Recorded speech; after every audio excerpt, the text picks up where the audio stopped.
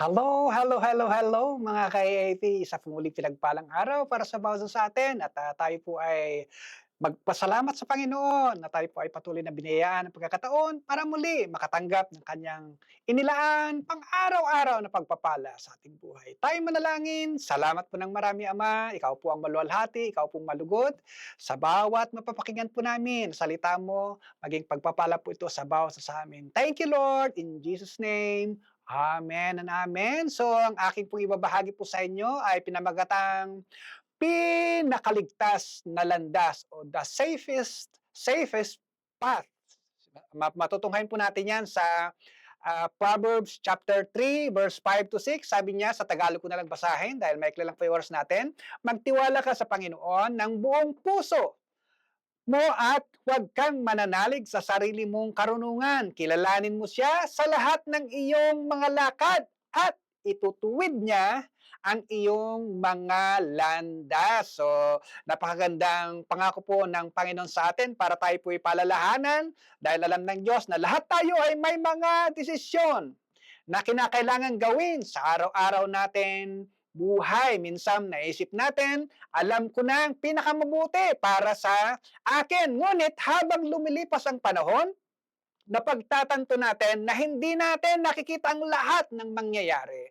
Sa hinaharap, ang Diyos lamang ang nakakakita ng kabuluhan ng ating paglalakbay. Kaya ang pinakaligtas na landas sa buhay ay hindi ang landas na tayo ang pumili, kundi ang landas na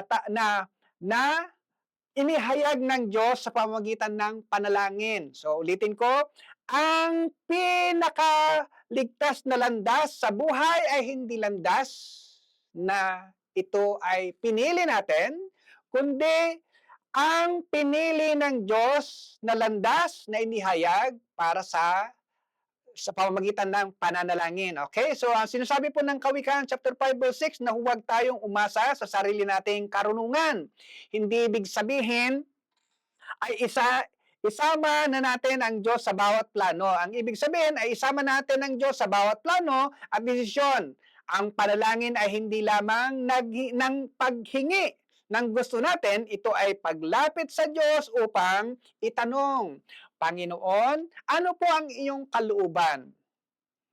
Kapag nanalangin tayo, hindi lamang ang ating sitwasyon ang maaaring magbago, madalas tayo rin po ang binabago ng Panginoon. Okay? So, meron po magandang illustration po ito. Kapag naglalakbay tayo sa isang lugar na hindi natin kabisado, mas kampante tayong sumunod sa GPS. Kaya kaysa manghula ng daan, ganun din sa buhay. Ang Diyos ay ang nakakalam ng lahat ng paraan upang sundin natin ang kanyang gabay. Maaring hindi niya ipinakita ang buong mapa, ngunit lagi niyang ipinapakita ang susunod na hakbang.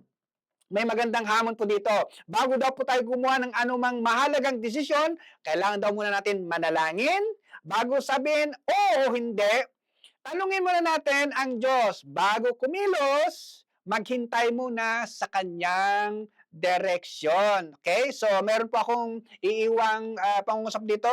Kapag ang panalangin ang nauna sa ating mga desisyon, ang Diyos ang nangunguna sa ating mga hakbang. Ulitin ko ulit, the safest path in life is not the one we choose, sabi niya, for ourselves, but the one God reveals through prayer. Sa Tagalog, ang pinakaligtas na landas daw sa buhay ay hindi ang landas na tayo ang pumili para sa ating sarili, kundi ang landas na inihayag ng Diyos sa pamamagitan ng ating pagdalangin. Nawa, naging pagpapala po ito sa bawat sa atin.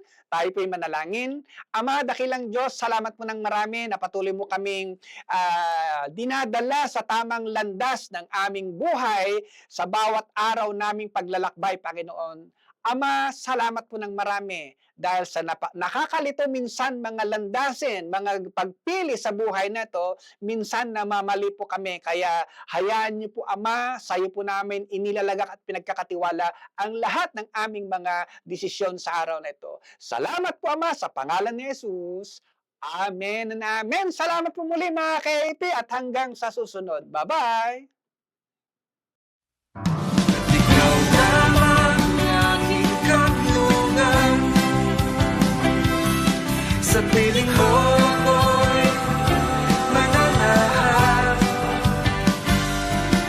Pagkat ikaw na